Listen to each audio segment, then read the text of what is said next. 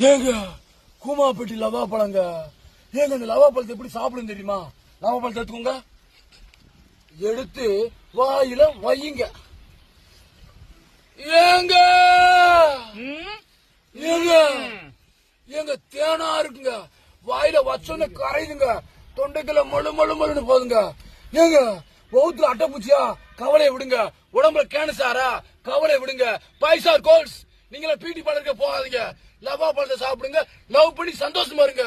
ஏங்க டீச்சர்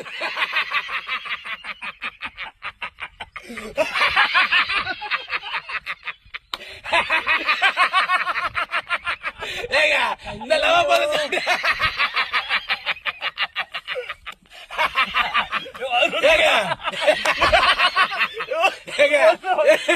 இந்த லவா பழத்தை சாப்பிடும் போது என் லவ் சக்சஸ் ஆயிடுச்சு.